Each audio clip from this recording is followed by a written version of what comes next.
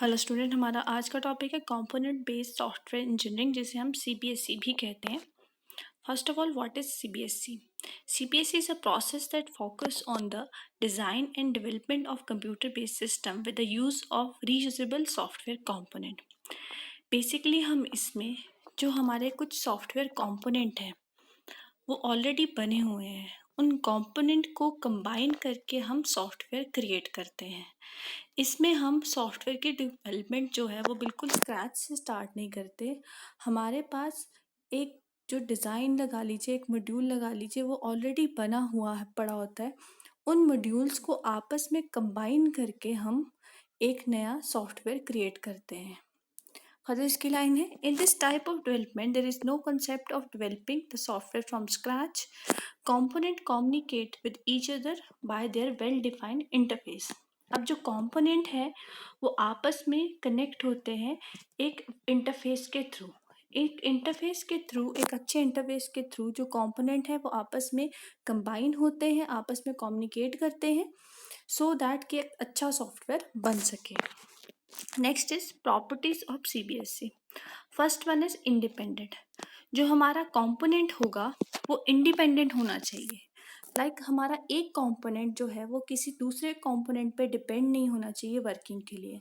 हमें जिस कंपोनेंट की ज़रूरत है, हमें अकेले उसी एक कंपोनेंट की हेल्प से क्या होना चाहिए, हमारा सिस्टम जो है वो काम करना स्टार्ट हो जाना चाहिए। हमें किसी और कंपोनेंट की ज़रूरत नहीं पड़नी चाहिए।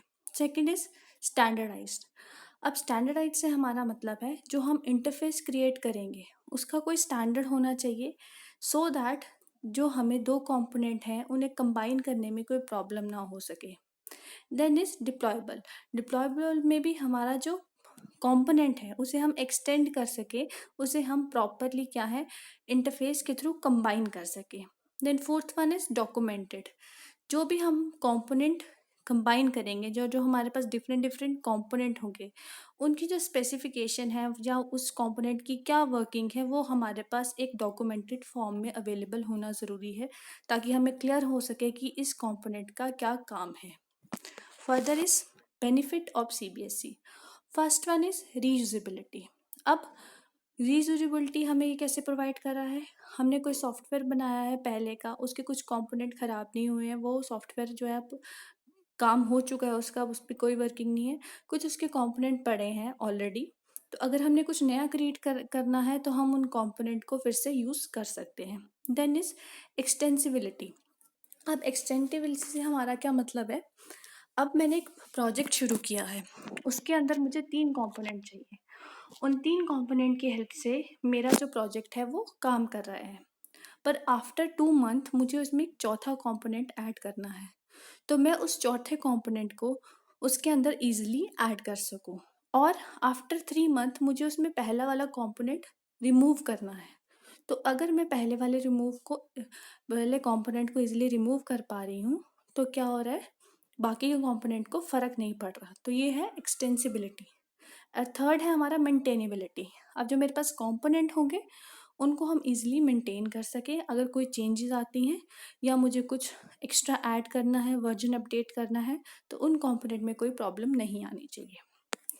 Further is CBSE framework activity. First one is component qualification. This activity assures that the system architecture defines the requirement of the component for becoming a reusable component.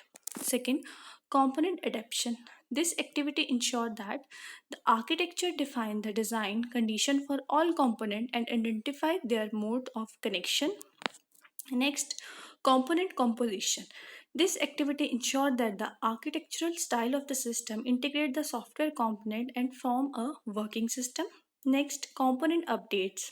This activity ensures the updation of reusable components. Sometimes updates are complicated due to influence of third party. Next is not limited to software.